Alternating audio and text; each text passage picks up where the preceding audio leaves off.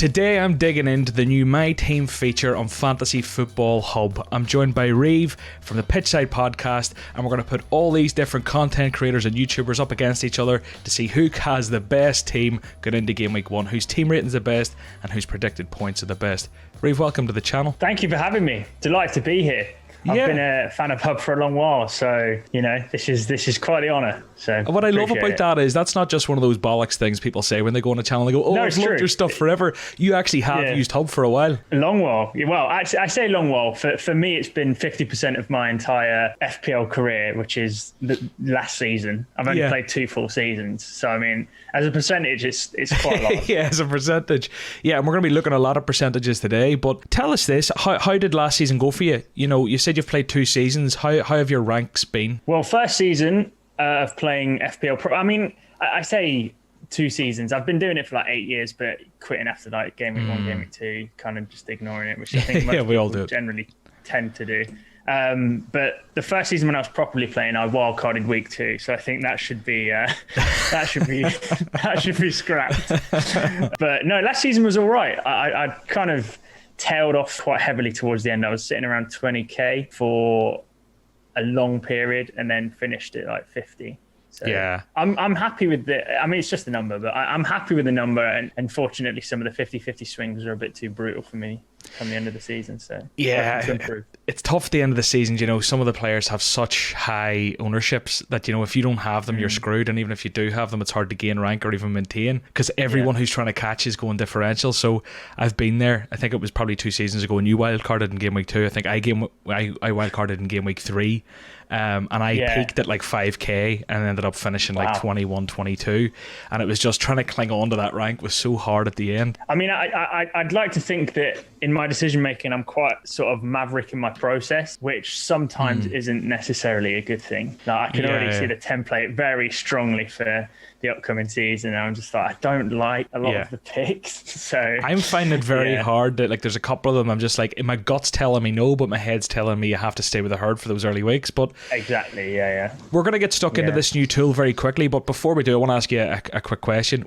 In your time on Hub, what's been the tool or feature you've enjoyed the most? Are you big into articles? Do you use the toolbox a lot? Like team reveals? What's the thing you use? Well, fixture ticker is obviously a big one. I think information is key. I am a sucker for predicted points. So long as it's confirmation biased, I'm like, well, okay, that's fine. I'm going to confirm all those biases for you. Don't you worry, because the predicted points today is a huge feature of this My Team. So we're going to build your team from the back to the front.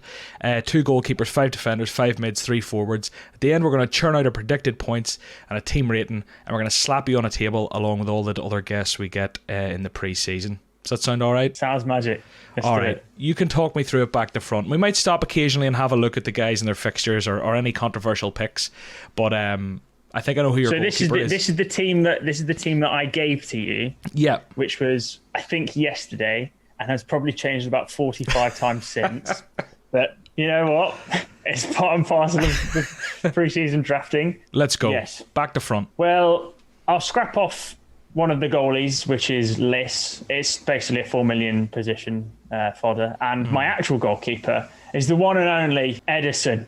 Ooh. In he goes. 5.5 mil. Wow. I'll be interested to see, like, there's a big debate at the minute around Ederson or Cancelo, and a lot of people are anti-Cancelo and a lot of people are loving him, but we'll get there when we get to your defenders. Was your bench fodder goalkeeper, was it Liz? It was Liz, yes. Cool. So we've got your 2 keepers locked in. Liz. Only for the kit, though. Only for the Southampton kit. It is glorious. It actually is class. It is class this season. Liz is predicted to score not very many points. Ederson 4.1, 4.7, 4.2. My worry with Ederson every time I see him is when he keeps a clean sheet, he's probably getting 6 points because he's not going to make many saves. Yeah, it is. Talk to me about him. It's just a easy floor of 6 points, really, isn't it? Most of the time. I think. How many clean sheets did City expected to get? Probably 20 to 25, maybe. I mean, you extrapolate that for the season. That's what, 150 points for the year for a 5.5. I mean, if you ask that for a defender, you go, well, it's actually really good. Just do it. But because as a goalkeeper, you expect 10 points, 12 points down again for these ridiculous performances. But I'm just happy with him ticking along. So that's the reason I picked him. Well, he's there. That's your choice. Let's see how it goes. Interesting strategy, Yes. Cotton. Let's see how it pays off. Great reference. Love that. Into defence and talk us through this. So again, I'll go with my bench player first, which is Nico Williams. Shout out all the template players out there. That one's for you. One's for you. Yeah. I have the dynamic Liverpool duo of Trent Alexander-Arnold, who is pretty much obligatory / essential, and Andrew Robertson. Ooh. Bang. I love it. Yeah, I think in my draft initially I have the two of the lads, maybe. I can't remember. I love it. It's just so exciting watching football whenever you've got those two guys, do you know? Yeah. Because Liverpool are always going to dominate. I feel like Robertson at the moment is criminally under EO percentage as well. Like if he gets 12 points against Fulham, he's gonna double in ownership. So I mean that's money to be made there, I think. Anyway, that's a little bit tangential. I've also got Reece James and Tomiyasu. Now the Tomiyasu position is definitely flexible. I like Johnny from Wolves. I think he's got a great set of opening fixtures, and Reece James is either a 50-50 between him and Chilwell. So it's no real. Yeah, that's you've literally everything that's on my mind you've just said. So, you know, the Reece James and Chilwell being 50-50 is like, it's been on me all season now since the prices were released, and I really just don't know which way to go. And I just fear that whichever way I go, I'm going to be punished, and I think that's how everyone feels. Yeah, I think Ben Chilwell's the play though. If I'm talking honestly, because I think Raheem Sterling adds so much to that Chelsea side. Potentially, Ben Chilwell becomes the better option, especially if Chelsea don't keep reinforcing their centre back problem. Reece James is also versatile in that department, so there is chance that he ends up playing at centre back, a more central role. Whereas Ben Chilwell, you just don't see him playing anywhere else other than fullback / wingback. So.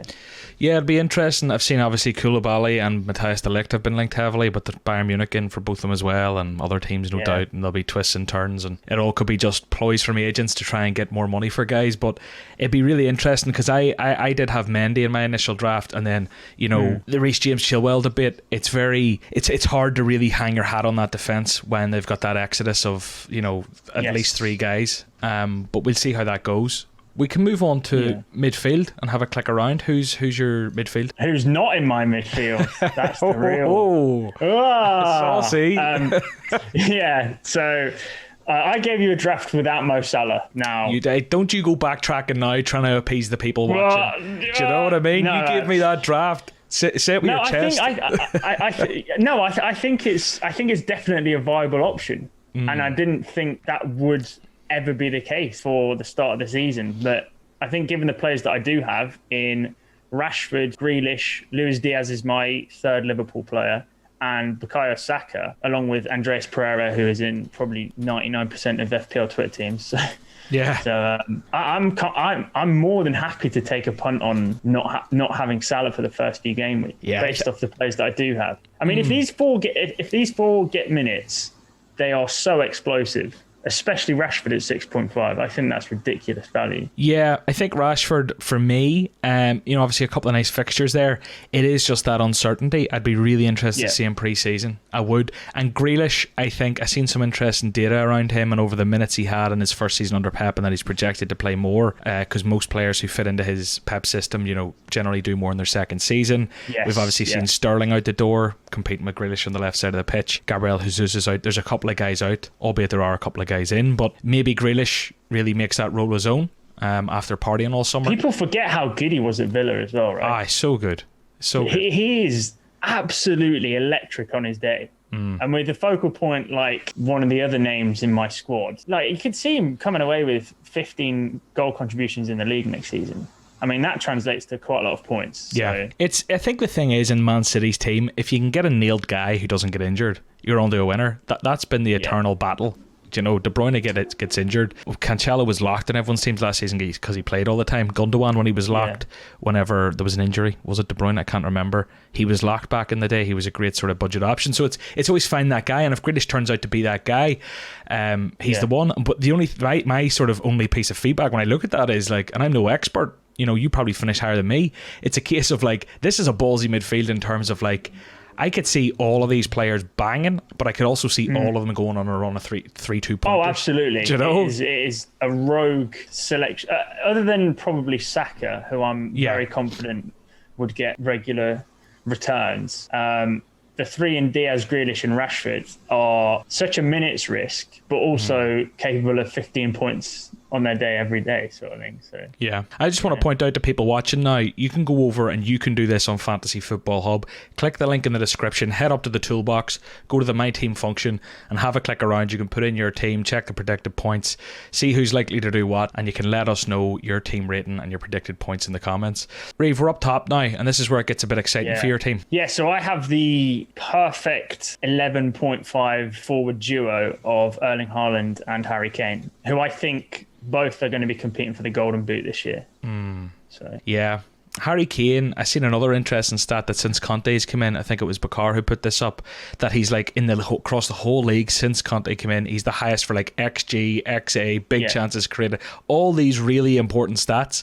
And for that reason, like my draft so far, and I don't know if I can see myself changing it, I am a Kane guy, not a Haaland guy, but you're a both guy, which is probably the best place to be. I think their captaincy rotation is probably the best for the start of the season. And I know people will argue it's like Liverpool and City or Spurs and Liverpool, but I think the City Spurs captaincy rotation is actually the best in terms of the fixture run that you get. So I think if they're both on penalties, can't go wrong. Yeah, and if we look at them there just based on the fixture ticker underneath their names and the predicted points, you know, you could go Kane first game week where he's predicted to score 8.9 points, Haaland then 8.3 points, back to Kane 6.8 points, and then after that you're probably going to stick with Kane, but in game week 5, Forest for Haaland 8.3 points predicted. So, you know, and Kane has a lovely game against Fulham there, lovely game against Forest. So like, I hear you. I think they're great options there. My biggest worry in my team is that I don't have City cover. But who's your filler spot? My filler is Cameron Archer. Will potentially be getting a fair few minutes should there be any injuries to either Watkins or Danny Ings. And is an incredible talent. If you watch this guy, he is. So I'm comfortable with the bench that I do have. I think I've got 3 playing players, but also Cameron Archer isn't a player that would necessarily drop in price, so I don't have to be worried about that because his ownership is really low still. Whereas I think, you know, people picking Sam Greenwood have a real concern that he's 30%. If everyone starts jumping off him, you've got a 4.4 striker. That's the problem. And, you know, based on the structure of the season with the World Cup, it's likely people will be wild carding relatively early, and those 0.1s, 0.2s dropping off could have a big effect on the team you're going to make. I'm just going to sort this by the 4 game week prediction. So over in the toolbar, and we'll see who's predicted to score the most points. So you are going without Salah, you are going without Son, who are the top 2 predicted based on this tool. So it'll be interesting to see how that pans out, and it'll be really interesting to see if you can manage to keep your fingers out of the cookie jar leading up to game week 1. I think I'd find it hard. Isn't it? It's FOMO, but again, it's not really how I want to play the season out. And because we do get that extra wild card, I know I might be a little bit behind the curve, but I can sort of negotiate the first few weeks a little better because I have that in the back to sort of like shoehorn me out if I am in trouble. So yeah. Well, look, let's see. I am incredibly scared, but it also could be really genius. You could equally be first in the world after like 2 weeks. You know? Yeah. You know, the Templators are not going to be first in the world. So that's the upside. Well, let's see. When I hit save plan here, that's the magic button. It's going to show us your team rating and your predicted points, and we'll get you on the league table. 92% is your team rating. So you'll be top of the table, you know. 1 of 1, you're the first guest, you're top of the table. That's what we do. You know, that's what you do. You know, let's hope no one takes over you. I don't know if they can. Maybe Salah would boost them massively. Nearly 60 points predicted for the first game week. I think that's a strong first week. I'd take that. Is there any? How generous is it being for Rashford and Grealish? Because I mean, they're really the 2 that have the potential to be the game changers, sort of thing. Well, you see, Rashford and Grealish, you know, for the first game week, Rashford's only predicted to get 3.9 points, Grealish 4.3. So you're really getting shafted there. And even Saka's not predicted to do too well, or Tomiyasu. So, like, you know, you do have a few players who, because they're riskier picks, maybe the algorithm is kind of looking at that and going like, this guy's mad. Let's penalise him for being such a maverick, you know? But, you know, equally, these 2 guys could play and they could score, and you could score way more, and your team rating could be 100. Who knows? Is there any? That's the thing, isn't it? It's wondering whether Robertson, Diaz, and Kane can cover the lack of Salah. I mean, that's the trade-off that I've made, really, isn't it? That is your trade-off, yeah. This is kind of like people are doing like 3 drafts. You've kind of got like a 2.5 draft. Yeah, I do. I do. But I feel it's fairly balanced. I feel if my 11 get minutes, they're all very well capable of scoring more. So. Yeah. Well, look, it'll be interesting to see how it pans out. If anyone watching would like to give this a crack, go down to the link in the description, head over to the toolbox, build your team, and comment below with your predicted points and your team rating. And don't forget, there is 50% off a hub subscription with that link.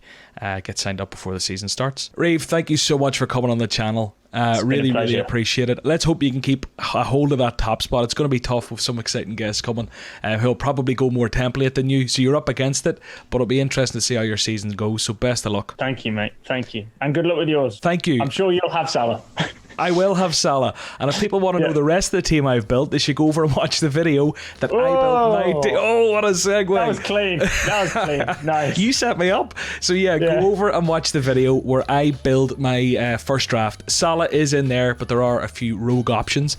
I hope you enjoy it, and do check out the 50% off offer in the link in the description for your Fantasy Football Hub subscription. Bye bye.